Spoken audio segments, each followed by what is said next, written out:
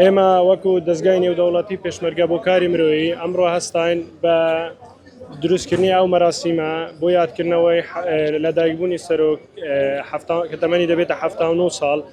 من وەکو کوڕە پێشمەرگەیەک پێ ڕادەگەێنم جەنابی سەرۆک، ئێمە هەمووان گیان فیدایتۆن، ئیشەڵا خوا تەمەنی ئێمە کەم بکە بێتە سەر تەمەنی جەنابێت.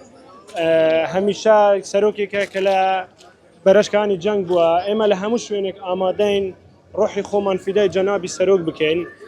و ئێستا لێرەمەوێ دەمێ ئیشارەت پێ بدەم لە هەموو شەرق الئەوسەد کەسێکی وەکی جەنابی سەرۆک دووبارە نابێتەوە، دەبێ هەمومان هیوای تەمەن درێژی بۆ بخوازین.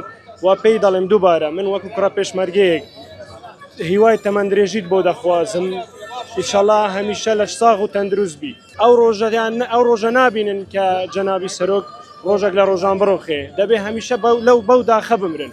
هەمیشە جەنابی سەرۆک سەر دەکەوێت لەبەرەوەی ڕاست و درستە لە گەرگەلی کورد و لەگەڵ هەموو دنیا. ئێمە ئاراستەی دەکەین کە ئێمەی کورد هەین، ئێمەی کورد بەجەرگین، چاونەترسین، سەرۆکێکمان هەیە هەمومان پشتگیری لێ دەکەین، بەوە ئەوەیان بۆ دەسەلمێنین، ئێمە پشتگیری ئەوان دەکەین، پشتگیری جەنابی سەرۆک دەکەین. ئەمڕۆ کە دروشمان ئەوەیە هیوای تەمەن درێژی بۆ جەنابی سەرۆک دەخوازین.